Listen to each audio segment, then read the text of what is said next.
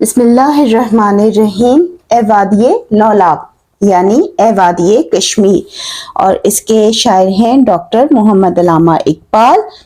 پانی تیرے چشموں کا تڑپتا ہوا سیماب، مرغان سحر تیری فضاؤں میں ہے بےتاب، اے وادی لولاب۔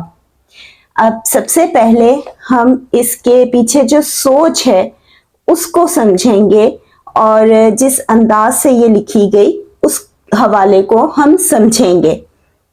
علاقے کے ملا زیغم کے نام ایک فرضی شخص کا نام لیا گیا، جس کا تعلق برِ صغیر کے شمال کے خوبصورت علاقے کشمیر کی ایک وادی لولاب سے تھا۔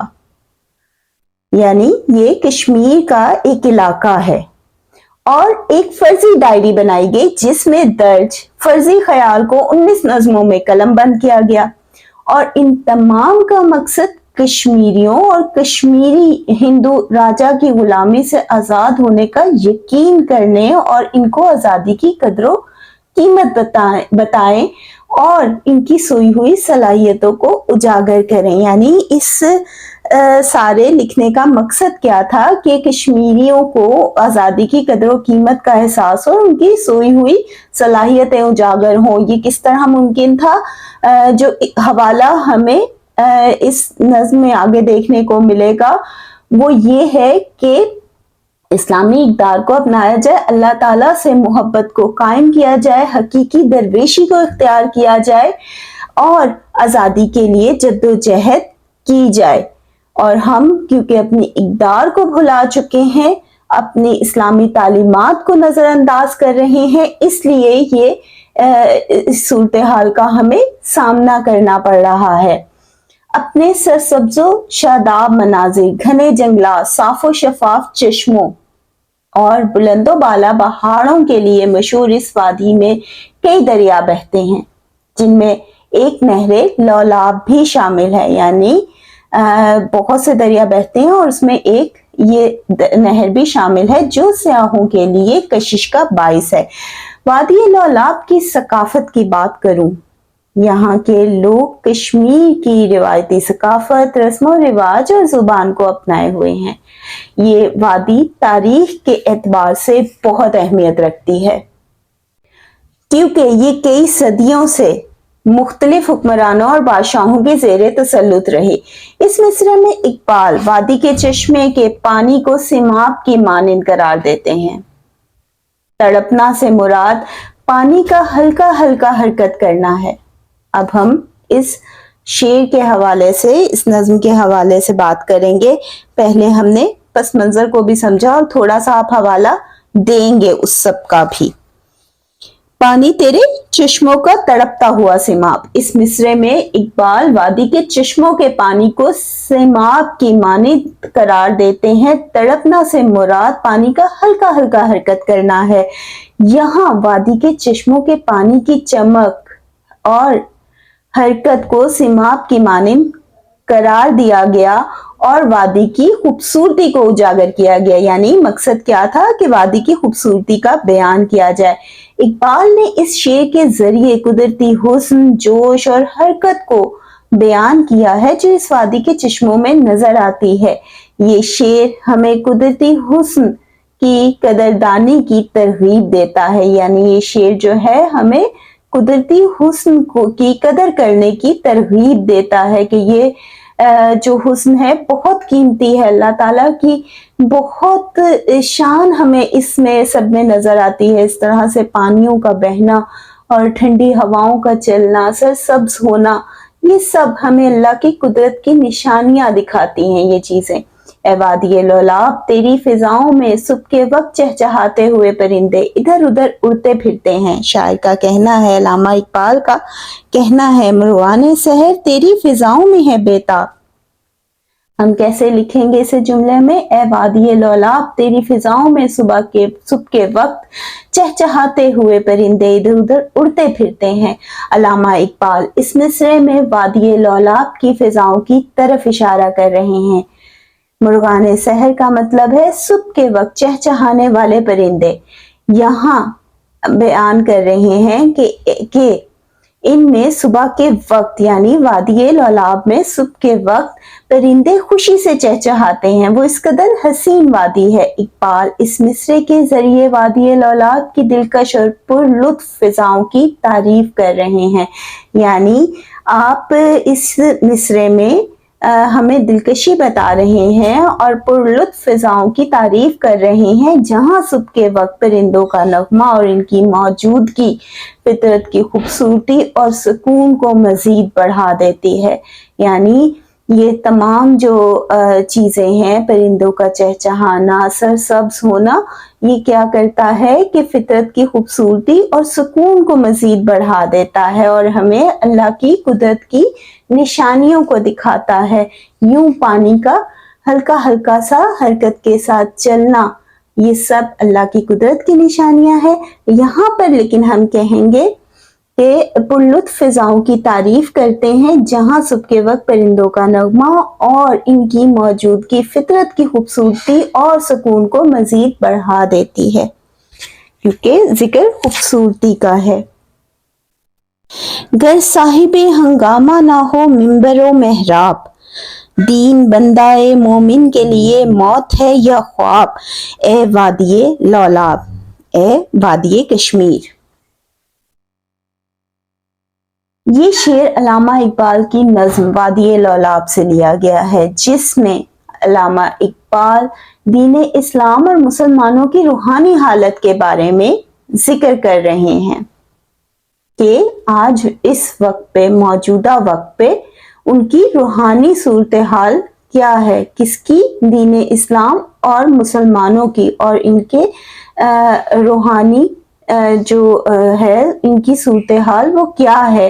कर साहिबे हंगामा ना हो मिंबरो मेहराब, अल्लामा इकबाल इस मिसरे में मिंबर और मेहराब की तरफ इशारा कर रहे हैं, जो कि इस्लामी इबादात और दीनी मामलात की अलामत है। साहिबे हंगामा से मुराद वो शख्स है जो दीन की रूह को जिंदा रखता है। और दीन की रूह को कौन जिंदा रखता है? यानी वो मुसलमान जो दीन की तालीमात को जिंदा रखता है, यानी वो जो दीन की तालीमात पर अमल पैरा होकर, दीन की तालीमात पर अमल पैरा होकर इसको जिंदगी में शामिल करता है। इकबाल यहाँ कह रहे हैं कि अगर मिंबर और मेहराब यानी मसाजिद और दीनी तालीमात में वो जोश, हिम्मत और जिंदगी की रूह मौजूद ना हो, यानी मसाजिद और दीनी तालीमात में वो जोश, हिम्मत और जिंदगी की रूह मौजूद ना हो, तो दीन की हालत बेजान हो जाती है। ठीक है। बंदाए मोमिन के लिए मौत है या ख्वाब। अब हम इसे समझेंगे। इकबाल कह रहे हैं कि अगर दीन में ये जिंदगी और जोश ना हो तो बंदाए मोमिन, सच्चा मुसलमान, इसके लिए दीन के मानी बेमानी हो जाते हैं। यानी दीन बेमानी हो जाता है अगर उसके अंदर सच्ची लगन, जोश और जज्बा इस्लामी तालीमात पर अमल करने का मौजूद ना हो। ठीक है। अब हमने पहले मिसरे में क्या समझा कि वो इंसान जो दीन की तालीमात पर अमल पैरा होकर से जिंदगी में शामिल करता है। इकबाल यहाँ कह रहे हैं कि वो जोश, वो हिम्मत, वो जिंदगी की रूह मौजूद नहीं है, मौजूद ना हो तो दीन की हालत बेजान हो जाती है। ठीक। और दूसरे में कह रहे हैं दीन बंदे मोमिन के लिए मौत है या ख्वाब। इकबाल कह रहे हैं कि अगर दीन में ये जिंदगी जोश ना हो तो बंदे मोमिन, सच्चे मुसलमान के लिए दीन के मानी बेजान हो जाते हैं।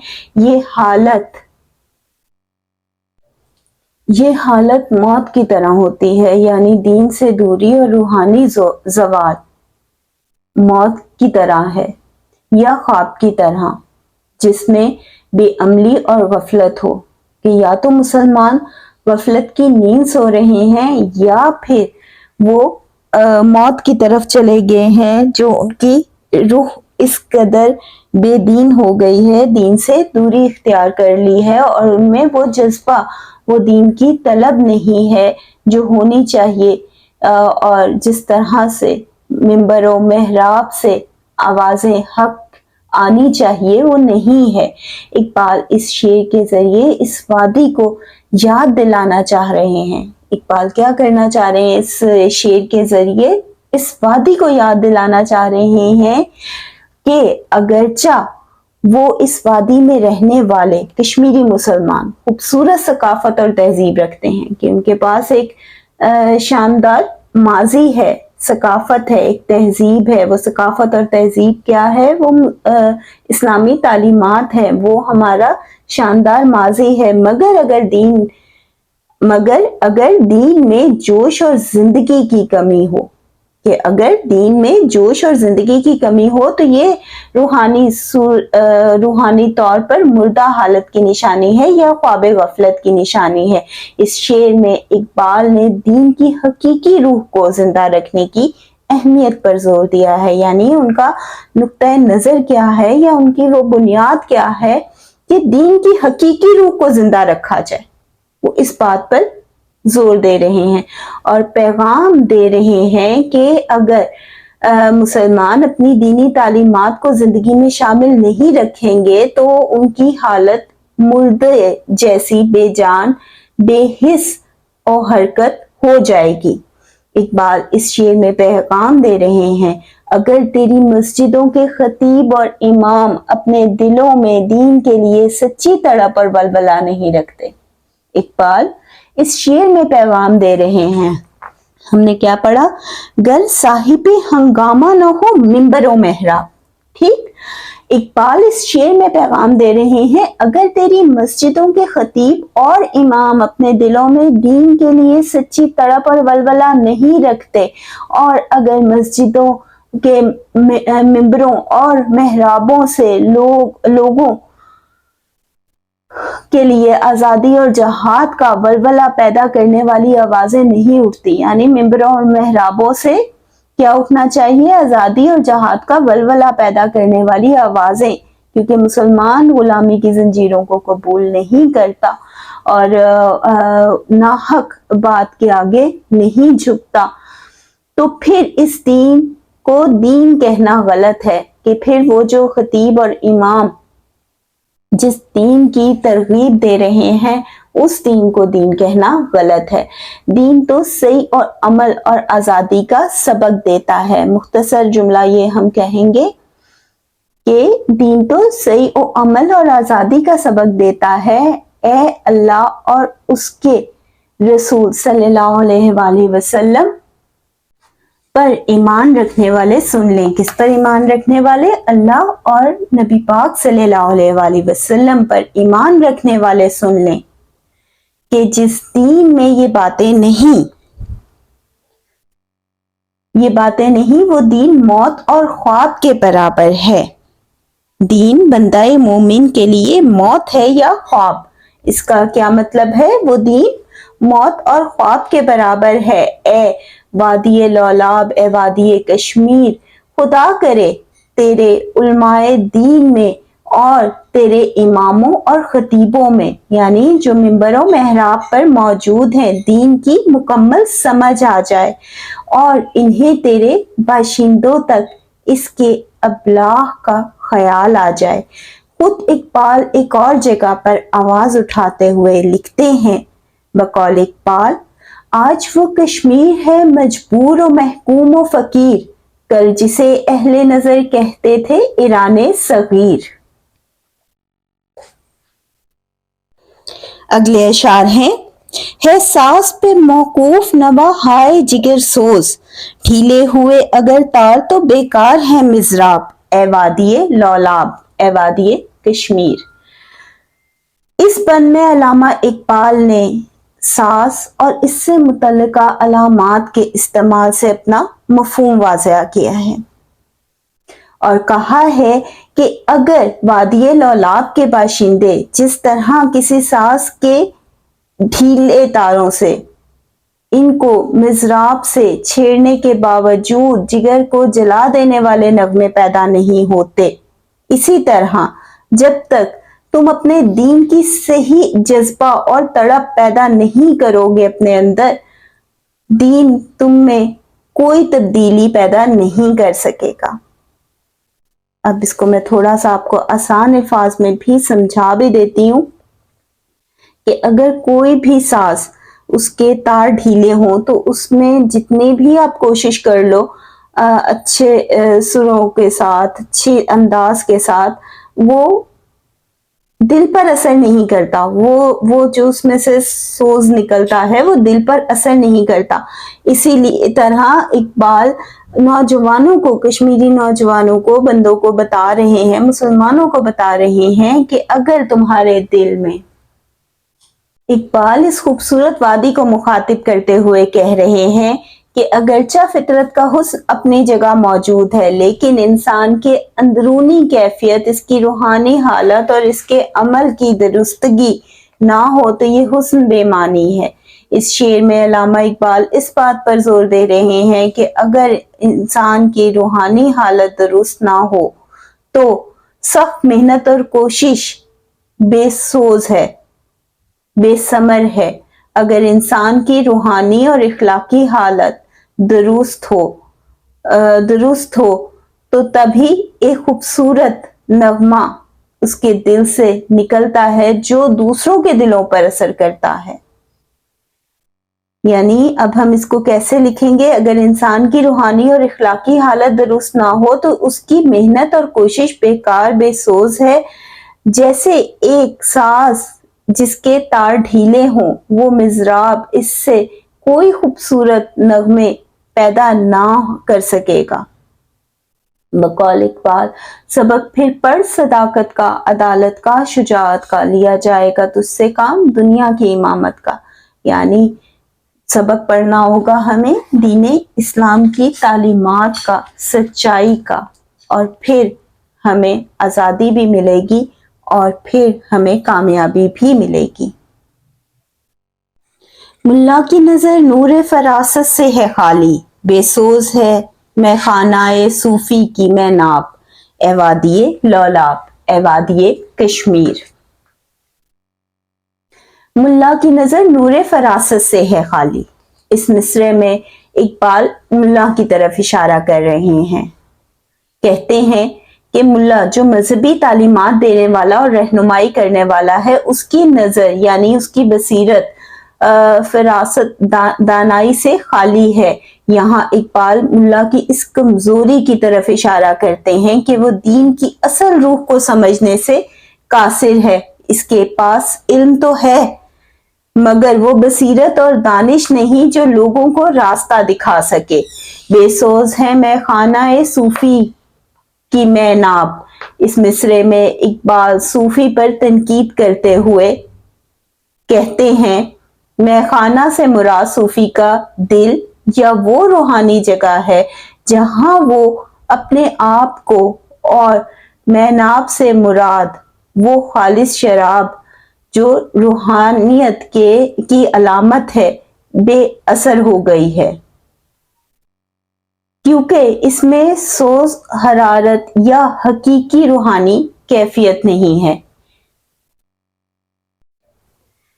اے وادی لولاب، آج تیری شریعت اور طریقت کے علمبرداروں کی حالت بجھے ہوئے چراغوں کی سی ہے۔ شریعت کے حامل مولوی، ملا، علماء بصیرت کے اس نور سے بے بہرا ہیں جس سے وہ مسلمانوں کو درپیش معاملات کی اصلیت کو پا سکیں، کہ یعنی ان کے پاس وہ علم، وہ بصیرت نہیں ہے جس سے وہ شریعت کی اصل روح کو پا سکے اور مسلمانوں کے درپیش مسائل کو حل کر سکیں، کیونکہ اسلام ایک مکمل ضابطۂ حیات ہے، لیکن اس کو سمجھنے کے لیے بصیرت کی ضرورت ہے۔ اور علامہ اقبال یہاں کہہ رہے ہیں کہ اب شریعت کے حامل مولوی، علماء کو وہ بصیرت حاصل نہیں ہے جس سے وہ مسلمانوں کے درپیش معاملات کی اصلیت کو پا سکے اور انجام کو دیکھ سکیں کہ آج جو صورتحال ہے اس کا انجام کیا ہوگا، اور یہ خالص شراب پی کر آدمی اللہ میں مست اور دوسرے مستی سے کنارہ کش ہو جائے۔ یعنی یہاں کیا وہ کہنا چاہ رہے ہیں کہ وہ شراب جو ہمیں اللہ کی محبت کے رنگ میں رنگ دے، اور دوسری مستی سے کنارہ کشی یعنی دنیا داری سے ہم کنارہ کش ہو جائیں۔ وہ شراب اب وہ خالص شراب اب صوفی کے میخانے میں موجود نہیں ہے، وہ بھی رسم کے صوفی رہ گئے ہیں۔ ان کی شراب خانے میں اب وہ خالص شراب نہیں جس کو پی کر پینے والے کی روح میں حرارت پیدا ہو، وہ شراب اب باقی نہیں رہی۔ وہ مسلمان مدتوں سے نایاب ہو چکے ہیں، وہ لوگ جن کے دل اللہ کی محبت اور تقویٰ سے بھرے ہوں، جو روحانی اور اخلاقی لحاظ سے بلندیوں پر ہوں، یعنی جن کے دل اللہ کی محبت سے روشن ہوں اور وہ اخلاق کی بلندیوں پر ہوں، وہ مسلمان جو ہیں اب نایاب ہو چکے ہیں، اور یہی مسلمان ہیں جو کہ رہنمائی کر سکتے ہیں اور ہمیں اس مشکل حالات میں ایک روشن راستے کی طرف چلا سکتے ہیں۔ اس شعر میں علامہ اقبال نے مسلمانوں کے اندرونی زوال اور روحانی کمزوری اور حقیقی درویشی کی کمی پر افسوس کا اظہار کیا ہے، یعنی ان کا مقصد کیا ہے کہ مسلمانوں کے اندرونی زوال پہ ایک نظر وہ ڈال رہے ہیں اور روحانی کمزوری اور اس کو حقیقی درویشی سے دوری کی وجہ اس کو بیان کر رہے ہیں اور اس پر افسوس کا اظہار کر رہے ہیں کہ مسلمان حقیقی درویشی کو اب اختیار نہیں کر رہے، حقیقی درویش اب نہیں موجود۔ اس وجہ سے بہت کم لوگ ہیں ایسے، اس وجہ سے یہ اندرونی زوال آ رہا ہے۔ وہ اس بات پر زور دیتے ہیں کہ امت مسلمہ کو ان درویشوں کی ضرورت ہے جن کے دل اللہ کی محبت سے بیدار ہوں، یعنی جن کے دل اللہ کی محبت سے بیدار ہوں، ان کے دلوں میں اللہ کی محبت کی لو جلتی ہو اور جو قوم کی حالت کو بہتر بنا سکے، یعنی ایسے ہی درویش، ایسے ہی اللہ کی راہ پر چلنے والے لوگ جن کے لیے یہ دنیا بے معنی ہو، مقصد اللہ کی رضا ہو، مقصد اللہ کی محبت پانا ہو، ایسے ہی لوگ قوم کی حالت کو بہتر کر سکتے ہیں، اور ایسے درویش اب بہت نایاب ہو گئے ہیں۔ اقبال قوم کے زوال کی وجہ اسلام سے اور اللہ سے دوری کو قرار دیتے ہیں۔ بیدار ہو دل جس کی وہ حیان سحری سے، اس قوم میں مدت سے وہ درویش ہیں نایاب، اے وادی لولاب، اے وادی کشمیر، مسلم کو خالصتاً اللہ کے لیے وقف کر دینے والے، اس دنیا کی حرص و ہوس سے آزاد بنا دینے کا کام صرف درویش کیا کرتے ہیں۔ لیکن جو خود ہوس کے اصولوں کے تحت زندگی بسر کر رہا ہو، یعنی آج کا درویش تو خود دنیا دار ہے، اس کی صحبت کے فیض اور نگاہ کی تاثیر سے قوم کے دل کیسے زندہ ہو سکتے ہیں؟ یعنی ایک درویش دنیا داری میں نہیں لگا ہوتا، ٹھیک ہے، مسلمان کو اور مسلمان معاشرے کو خالصتاً اللہ کے لیے وقف کر دینے والے اور اس دنیا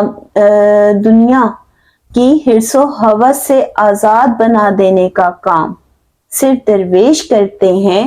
لیکن جو خود ہوس کے اصولوں کے تحت زندگی بسر کر رہا ہو، اس کی صحبت کے فیض اور نگاہ کی تاثیر سے قوم کے دل کیسے زندہ ہو سکتے ہیں؟ دل زندہ ہونے سے مراد دلوں کی وہ زندگی نہیں، دل زندہ ہونے سے مراد دلوں کی وہ زندگی نہیں، بیدار ہو دل جس کی، ٹھیک ہے۔ اب یہاں پر مراد دلوں کی وہ زندگی نہیں جو ہمارے دلوں میں دھڑکتا ہے، کہ یعنی جو ہمارے سینوں میں دھڑک رہا ہے وہ دل دھڑکنا زندگی ہے، نہیں، بلکہ یہ ایک روحانی زندگی ہے۔ یعنی اقبال کا جو اشارہ ہے وہ روحانی زندگی کی طرف ہے، کہ ایک درویش جو ہوتا ہے وہ تو اس کی تو نگاہ کی تاثیر سے دل زندہ ہو جاتے ہیں، جس پر پڑ جائے وہ بھی روحانیت کا سفر کرنے لگتا ہے، روحانیت کی راہ اختیار کر لیتا ہے، یعنی اللہ کی طلب اور محبت کے راہ کو اختیار کر لیتا ہے۔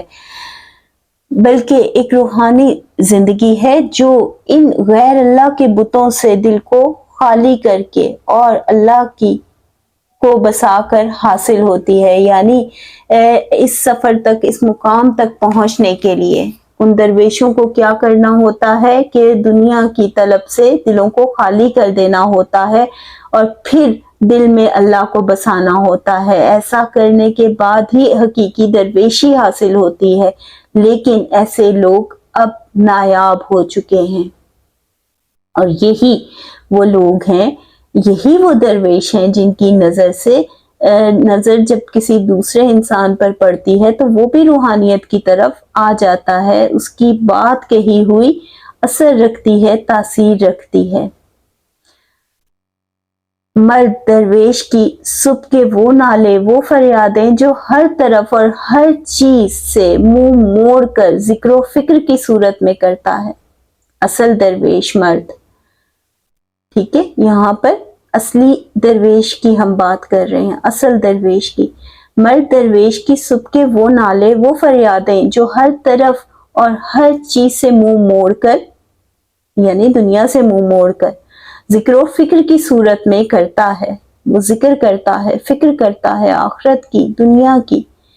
اس کی محبت میں بیٹھنے والوں پر بھی اثر انداز ہوتی ہے، یعنی جو لوگ اس کے پاس آتے ہیں ان پر بھی وہ اثر انداز ہوتی ہے محبت اس کے دل سے جو نکلتی ہے، اور ان میں ایک قسم کی روحانی تبدیلی پیدا کر کے اس میں انسانیت کی اور مسلمانی کی صحیح صفات پیدا کر دیتی ہے. یعنی وہ افراد جو ان کے زیر سایہ ہوتے ہیں ان میں بھی ایک قسم کی روحانی تبدیلی پیدا ہو جاتی ہے، اور وہ بھی انسانیت اور مسلمانی کی صحیح صفات کو سمجھنے لگتے ہیں. علامہ اقبال اس بات پر ملا زیغم کی زبان سے افسوس کا اظہار کرتے ہیں کہ اب ایک مدت سے مسلمان قوم میں اس قسم کے درویش پیدا نہیں ہو رہے. باپ دادا کی روحانی وراثت کی بجائے دنیاوی اعتبار سے تو گدی نشین جگہ جگہ نظر آتے ہیں کہ یعنی وہ تو دنیا داری میں مگن ہے، چاہے ان کے باپ دادا کی روحانی وراثت ہے، ٹھیک ہے. پیشہ ور، جال ساز، لوٹ سوٹ کرنے والے اور اپنی اپنی خانقاہوں کی دنیاوی رونق بڑھانے والے تو بہت مل جائیں گے، لیکن اللہ کا وہ درویش جو خالصتاً اللہ کے لیے جیتا تھا اور مرتا تھا، وہ جو ہے مظہر صفات الہی ہو کر بندہ مولائے صفات بن چکا ہوتا تھا. وہ جس کی مرضی اللہ کی مرضی میں گم ہو جاتی تھی اور جس کی بنا پر اللہ کی مرضی کے مطابق ہر چیز استوار کر دیتا تھا، وہ جس کے ہاتھ میں زمانے کے گھوڑے کی باغ دوڑ نہیں ہوتی تھی، وہ درویش، وہ صوفی، وہ ملا اب موجود نہیں ہے. وہ جس کی جھونپڑی کے آگے محل جھک جایا کرتے تھے، یعنی وہ پھر اگر وہ اس طرح سے کرتے تھے کہ وہ دنیا کی رونق کو پیچھے چھوڑ دیتے تھے، دنیا کی طلب کو پیچھے چھوڑ دیتے تھے اور اللہ کی محبت کے لیے جیتے تھے، ان کا دل اللہ کی محبت سے بستا تھا، دھڑکتا تھا، تو پھر کیا ہوتا تھا کہ ایسے درویشوں کی جھونپڑی کے آگے محل جھک جایا کرتے تھے. اب وہ درویش نظر نہیں آتے. اقبال افسوس کے ساتھ بیان کرتے ہیں کہ اصل درویش تو مدتوں سے نایاب ہو چکے ہیں. تو یہ تھی آج کی نظم.